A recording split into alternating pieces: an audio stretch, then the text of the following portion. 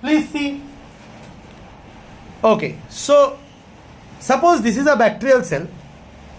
Like any other organism, bacteria also performs their life processes.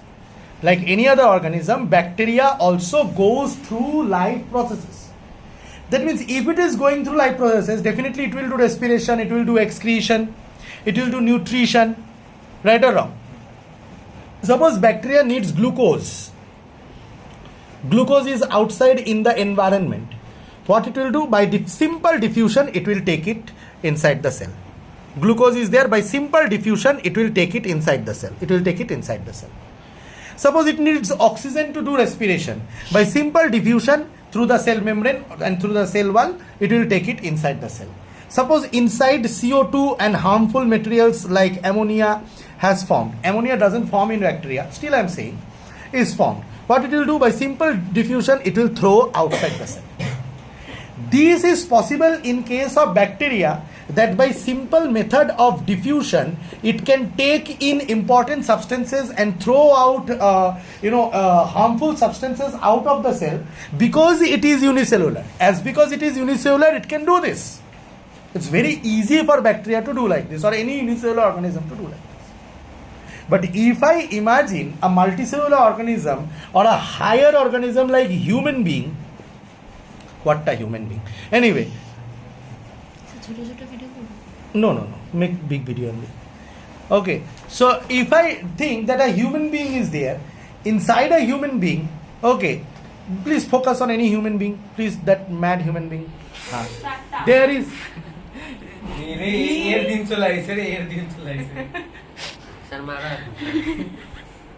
What did you say?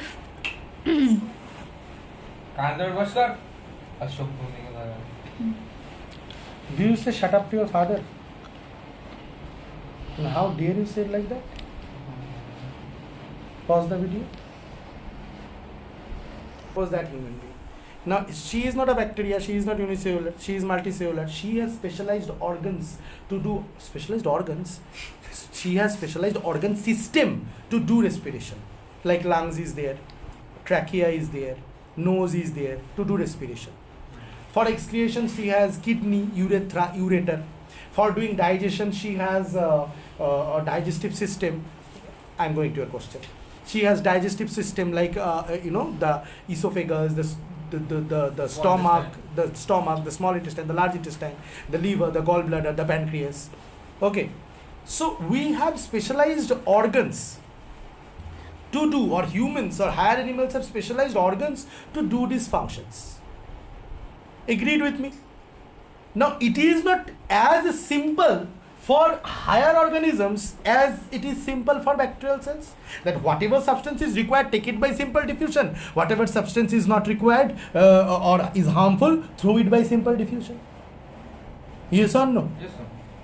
Suppose we need oxygen or we need food like glucose to perform respiration. This should reach our muscle cells. Now, how is it supposed to reach our muscle cells? Directly through the skin. Under your skin, your muscles are there. Directly atmosphere से skin से जाके होगा. हाँ, तो वैसा होने से तो फोकस कर दीप के ऊपर. वैसा होने से तो मैं दीप को लेके, ये दीप है, दीप को लेके क्या करता, पूरा एक बाल्टी नहीं, एक पानी का टैंकी जैसा ये बनाता, डाल बनाता, ठीक है, और डाल में दीप को डिप कर देता, अंदर डाल देता, दीप को चुबो देता, डिप कर देता, राइट और रॉन्ग? तो दीप के स्किन से पूरा डाल अब्जॉर्ब होके डिफ्यूजन से अंदर गया, दीप का न्यूट्रिशन खत्म हुआ. ऐसा होता है? नहीं होता है. ऑक्सीजन तेरा नाक बक के तेरा स्किन से ऑक्सीजन घुस के तेरे को ऑक्सीजन देता है? नहीं. तो यानी तेरे मसल तक, यहाँ पे, यानी तेरे मसल तक, मसल सेल्स तक, या फिर किसी भी रिक्वायर्ड ऑर्गन. अच्छा चलो यही बताता हूँ, ऑक्सीजन और ग्लूकोज तुम्हारे मसल तक पहुँचने के लिए कहाँ कैसे पहुँचता है, ये फर्स्ट क्वेश्चन है. सेकंड क्वेश्चन ये है, तूने खाना डाइजेस्ट किया, खाना खाया मुंह से, अंदर गया इसोफेगस से, दीप के ऊपर फोकस कर. खाना खाया मुंह से, दीप मुंह दिखा. ऐसे हाँ करके नहीं, हाथ से मुंह से, इसोफेगस से बैग हटा बैग हटा बैग हटा बैग हटा, इसोफेगस से अंदर जा रहा है, इसोफेगस कहाँ है, और थोड़ा सा स्ट्रेट दिखा, ऐसे गले से ऐसे दिखा, हाँ ये इसोफेगस है। स्टोमक में खाना जा रहा है, कहाँ है, हाँ गुड, स्टोमक से इंटेस्टाइन में उतर रहा है, गुड, राइट और रॉन्ग, खाना वहाँ पे एब्जॉर्ब हो रहा है, एब्जॉर्ब होने के बाद खाना कैसे तेरे मसल सेल्स तक या दूसरे सेल्स तक जा रहा है, सब सेल्स को खाने की जरूरत है, तेरे जितने भी सेल्स है बॉडी में, राइट और रॉन्ग। तो ऑक्सीजन कैसे जा रहा है, खाना कैसे जा रहा है, ऑक्सीजन तू कहाँ से ले रहा है, एटमोस्फेयर से, कहाँ से, तेरे बॉडी में कहाँ से घुस रहा है, नोज दिखा, नोस्ट्रिल्स, अंदर जा रहा है विंड पाइप से, फिर कहाँ जा रहा है, लंग्स, लंग्स से फिर हार्ट में, कहीं भी जा रहा है, लेकिन कहीं तो जा रहा है, मतलब लंग्स तक जा रहा है, इतना पता है चलो, लेकिन हर एक सेल्स तक ऑक्सीजन कैसे पहुंच रहा है। अच्छा, तेरा जो वेस्ट प्रोडक्ट्स प्रोड्यूस हो रहा है अलग अलग सेल्स में, इधर देखा, जो वेस्ट प्रोडक्ट्स प्रोड्यूस हो रहा है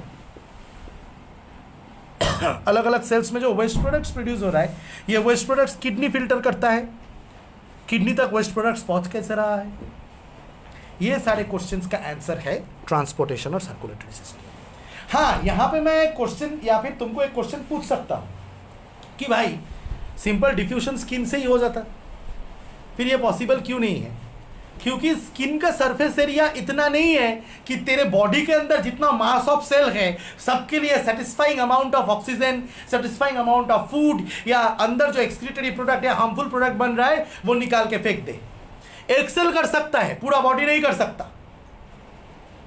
समझ में आ रहा है? Because your skin surface area is not enough, your skin's surface area is not enough to take out all the excretory product through diffusion through your skin, or take in oxygen through diffusion through your skin, or take in food through diffusion in your skin. Your skin surface area is not enough. That is the reason you require a transportation or circulatory system which is formed by what? Blood. Blood is the substance in which food mixes, in which oxygen mixes and goes to different parts of our body. It is utilized, energy is made from oxygen and glucose, and harmful products are produced, or excretory substances like CO2 and ammonia, now urea kind of substances are produced, and they again mix in blood, goes to the kidney, gets filtered. So blood carries the substances from one portion of the body to the other portion of the body wherever it is required, and hence blood forms the circulatory system or the transportation system of the body. Same the circulatory system or transportation, same that circulatory, अरे मैंने वो काट लिया अपना ही टंग काट लिया। The circulatory system और transportation system in plants देखोगे, जैसे प्लांट्स को भी मिनरल की जरूरत होती है। तुम बोलोगे कि सर प्लांट अपना फूड तो पत्ते में फोटोसिंथेसिस से बना लेता है, बड़ा मजा आता है, राइट और रॉन्ग, लेकिन फोटोसिंथेसिस से अगर फूड बना भी लिया, राइट और रॉन्ग, और बड़ा मजा आ रहा है, फोटोसिंथेसिस से फूड बना रहा है, ठीक है, लेकिन प्लांट खाली फूड खाली लीफ में इंपॉर्टेंट है नहीं, अलग अलग पार्ट्स ऑफ द बॉडी में जाना चाहिए, प्लांट के बॉडी में स्टेम्स में जाना चाहिए, रूट्स में जाना चाहिए, कैसे जाता है? फिर प्लांट को जो पानी की ज़रूरत होती है फोटोसिंथेसिस करने के लिए, वो पानी वो कहाँ से उठाता है? अपने रूट से, सॉइल से उठाता है, तो वो लीफ तक कैसे पहुँचता है? तो प्लांट में क्या होता है, जाइलम और फ्लोएम जैसी चीज़ें होती हैं, और water forms the transportation system, water में मिक्स होकर फैलता है। Phloem transports the food, phloem के थ्रू से, फ्लोएम एक टिश्यू है जिसके थ्रू से, वेसल है, टिश्यू है जिसके थ्रू से फ्लोएम वाटर में फूड मिक्स होके जाता है, जिसको सैप कहते हैं, सैप, एसएपी सैप, और वाटर के थ्रू से ही मिनरल्स और अदर सब्सटेंसेस मिक्स होके पानी भी उठता है, sorry minerals and other substances अलग अलग parts of the plant body में जाता है। तो पानी इज द ट्रांसपोर्टेशन सिस्टम और circulatory system in water, is the transportation system or forms the transportation system or circulatory system in plants. Blood forms the transportation system or circulatory system in the humans. Is this clear to you? Is this absolutely understood? Any problem, any issue? Sure? Okay, moving forward. Pause karo. তাহলে প্লান্টসের মধ্যে water, প্লান্টসের মধ্যে কে travel করে? Water. কিসের মধ্যে দিয়ে travel করে? Xylem, জাইলেমের মধ্যে দিয়ে, ফ্লোয়েমের মধ্যে দিয়ে ফুড মিক্সড ইন ওয়াটার আর ডিজলভড ইন ওয়াটার ট্রাভেল করে। তো ওরা ভেসেলস এইভাবে ট্রাভেল করে, রাইট? কিন্তু ব্লাড কিসের মধ্যে দিয়ে ট্রাভেল করে বাবা? ব্লাড কি তোর veins, good veins and arteries, arteries. বলতো ভেন্স অ্যান্ড আর্টারিজকে একসাথে কি বলে? ব্লাড vessels, গুড, আগুনের গোলা ছেলে পেলেগুলা, ব্লাড ভেসেলস। বলতো ছোট ভেন্সকে কি বলে? স্মল ভেন্সকে ভেনিউল। কি বলে? ভেনিউল। আর বলতো ছোট আর্টারিকে কি বলে? আর্ট্রিওল। ছোট ভেনকে কি বলে? ভেনিউল। Venule। ছোট আর্টারিকে কি বলে? arteriole, আর্ট্রিওল। পজ করতে। মোবাইল চালাচ্ছি ভেন্সের ছোট ভাইকে, venule, আর্টারির ছোট ভাইকে arteriole, ভেনিউল আর আর্ট্রিওলকে একসাথে কি বলে? blood, না না ভেসিউল কি? blood caps, capillaries.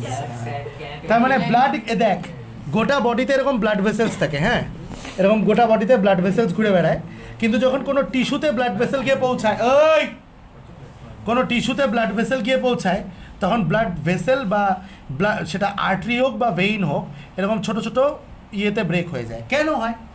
এটার আবার রিজন আছে, রিজন লেখা থাকে না বই, তোদের পড়ায় দেয়, ঠিক আছে? কেন হয়? আর টিস্যুতে গেলে গোটা পাইপের মতো ওটা ঢুকে যেত টিস্যুর মধ্যে না, ছোট ছোট হয়ে গেলে কি হয় বলতো? সাইজে ছোট হয়ে গেলে ওটার মধ্যে প্রেশার বেশি পড়বে। ধর তোর একটা ওয়াটার পাইপ আছে, এরকম একটা পাইপ আছে যেটার মধ্যে দিয়ে ওয়াটার যাচ্ছে, তোর একটা, এই উঠা, তোর একটা ওয়াটার পাইপ আছে, এরকম বড় ভিডিও হচ্ছে কেন দাদা? তো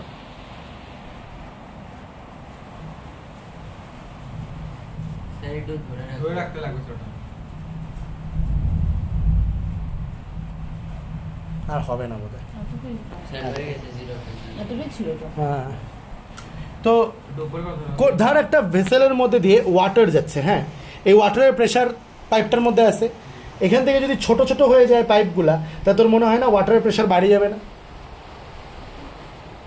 একই ফোর্সে সাপোজ ধর এত বড় ডায়ামিটারের সিলিন্ডার আছে, এই সিলিন্ডারটা দিয়ে ওয়াটার ফ্লো করে যাচ্ছে, ওয়াটারের মধ্যে যত প্রেশার অ্যাপ্লাই করবে, সেম ফোর্সে যদি ওয়াটার ছোট সিলিন্ডার দিয়ে যায়, তাহলে বল প্রেশার বেশি ফিল করবে না এই সিলিন্ডারটা?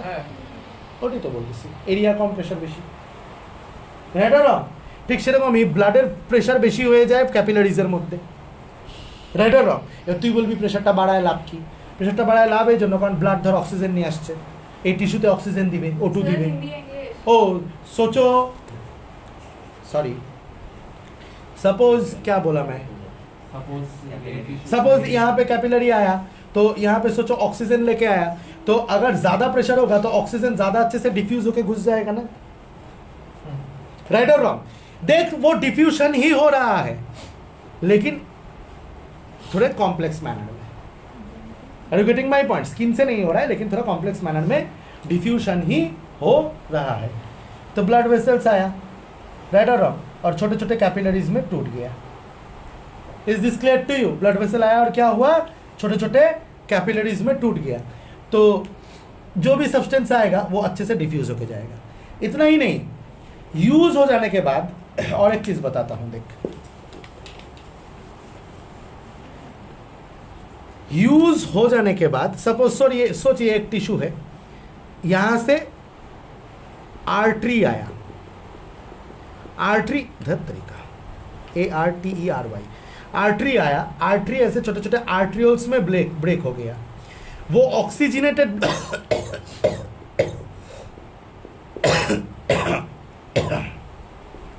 ऑक्सीजनेटेड ब्लड लाता है, ऑक्सीजनेटेड ब्लड लाता है, तो ऑक्सीजनेटेड ब्लड आया और ऐसे गया, तो ऑक्सीजन टिश्यू में एब्जॉर्ब हो गया, फूड भी लाया है, और यहाँ से वेन्यूल्स अराइज करता है। वेन्यूल्स और आर्टियल्स बिल्कुल मतलब अपने ऐसे, मतलब क्या बोलते हैं, फेस टू फेस रहते हैं।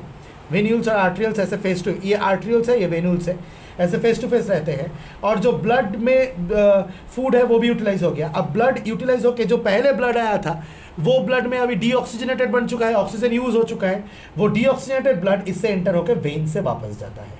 वेन से कौन वापस जाता है? Deoxygenated blood. वो मैं बताता हूं, टिश्यू के हिसाब से सोच पहले, एक टिश्यू को कैसे ऑक्सीजन मिला और कैसे ऑक्सीजन मिलने के बाद ब्लड वापस जाता है। इतना समझ में आया? तो यहाँ पे वेन्यूल्स और आर्ट्रियल्स का फंक्शन समझ में आया, क्योंकि यहाँ पे छोटे होने से हाई प्रेशर होगा तो डिफ्यूजन अच्छे से होगा और घुसेगा भी अच्छे से ब्लड वेन्यूल्स में। Is this clear to you? और फिर वापस चला जाएगा। Understood? Is this clear to you? Some amount of blood, some portion of blood. अब ब्लड के बारे में सीखना इंपॉर्टेंट है कि ब्लड के क्या क्या कंपोनेंट्स होते हैं, ब्लड में क्या क्या होता है, ठीक है, क्या क्या फंक्शन करता है, ठीक है, वो भी सीखना इंपॉर्टेंट है, तो वो भी मैं बताऊंगा। लेकिन ब्लड का जो प्लाज्मा पोर्शन या फ्लूइड पोर्शन जो है वो थोड़ा सा टिश्यू में रह जाता है, उस चीज़ को हम लोग कहते हैं टिश्यू फ्लूइड। क्या कहते हैं? Tissue fluid. यही टिश्यू फ्लूइड बाद में लिम्फैटिक सिस्टम से वापस जाता है। कौन से सिस्टम से वापस जाता है? लिम्फैटिक सिस्टम से वापस जाता है लिम्फ बन के। क्या बन के? लिम्फ। लिम्फ एक फ्लूइड है जो ब्लड से अलग है, लेकिन ब्लड से ही फॉर्म हुआ है इस तरीके से, क्योंकि यहाँ से हाई प्रेशर से ऑक्सीजन निकला है, ब्लड भी निकला है, तो ब्लड का कुछ फ्लूइड पार्ट टिश्यू में ही रह जाता है, बाकी ब्लड चला जाता है। सम पोर्शन मतलब सम परसेंटेज। ओके, डीऑक्सीजनेटेड का, ऑक्सीजनेटेड का या डीऑक्सीजनेटेड यहाँ पे मैटर नहीं करता है। ऑक्सीजनेटेड ब्लड आया, डीऑक्सीजनेटेड ब्लड गया, लेकिन ब्लड का कुछ पोर्शन, प्लाज्मा पोर्शन कुछ रह जाता है जो टिश्यू में रहते हुए उसको टिश्यू फ्लूइड बुलाएंगे। वही टिश्यू फ्लूइड बाद में दूसरा एक वेसल सिस्टम होता है, जैसे ये आर्टरी और वेन हमारे पूरे बॉडी में फैला हुआ है, सोच कितने टिश्यूज है, तो पूरे बॉडी में वेन्स और आर्टरीज होंगे, तो उसको कहते हैं circulatory system. Are you getting my point? The system of blood vessels. और उसी तरह लिम्फैटिक वेसल्स भी होता है। लिम्फैटिक वेसल्स से ये लिम्फ ट्रेवल करता है, जो कि टिश्यू से ही अराइज किया है, जो कि एक्चुअली टिश्यू फ्लूइड था। ये लिम्फ WBC कैरी करता है, यानी प्रोटेक्टिव ब्लड सेल्स कैरी करता है और प्रोटेक्ट करता है हमारे बॉडी को इन्फेक्शन से। आया पूरा मैकेनिज्म? ये समझ में आया? मजा आया सुन के? Are you sure? फिर इसके आगे पीछे की स्टोरी बताऊंगा, लेकिन सबसे पहले हम लोग सीख लेंगे इस वीडियो के बाद। नेक्स्ट वीडियो में हम लोग ये सीखेंगे कि सर्कुलेशन का इंपॉर्टेंस क्या है और ब्लड का इंपॉर्टेंस क्या है, क्या फंक्शन है ब्लड का। Is this clear to you? Pause करो वीडियो।